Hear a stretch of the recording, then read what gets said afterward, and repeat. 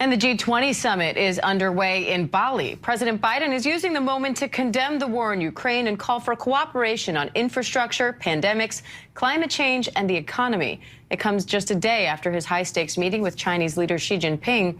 ABC's Britt Clennett joins me live now from Bali, Indonesia, with more on this. Britt, earlier today, a senior Biden administration official said he wasn't sure how many of the 20 nations would also condemn Russia's actions in Ukraine. So how much support does President Biden have on this one?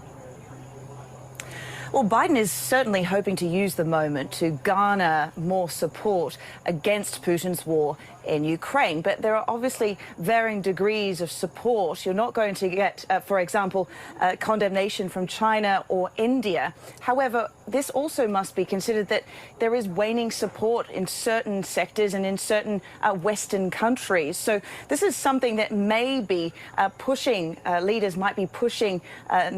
of Ukraine and Russia to head towards negotiations. So this is something I raised with White House spokesperson John Kirby a little bit earlier. Let's take a listen to what he had to say. The president believes it's important that those channels of communication stay open. We're talking about two modern superpowers. We need to make sure that there's no risk of miscalculation. But we will not talk about an end to this war without Ukraine. Nothing about Ukraine without Ukraine.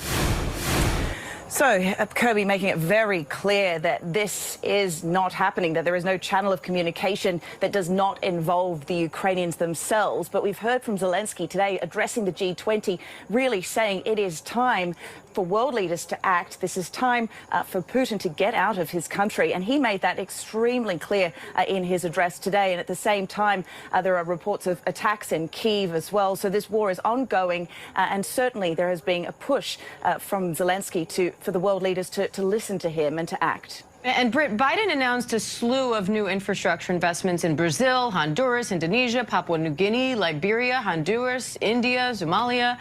What kind of impact are these investments expected to have?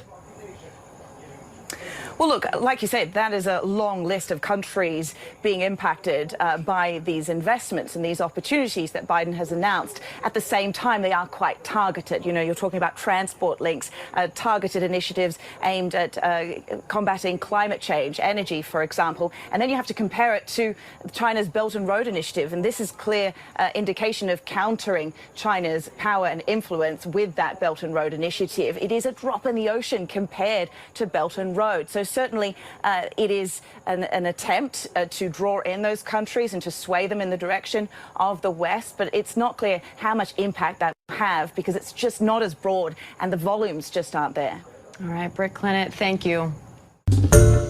Hi, everyone. George Stephanopoulos here. Thanks for checking out the ABC News YouTube channel. If you'd like to get more videos, show highlights, and watch live event coverage, click on the right over here to subscribe to our channel. And don't forget to download the ABC News app for breaking news alerts. Thanks for watching.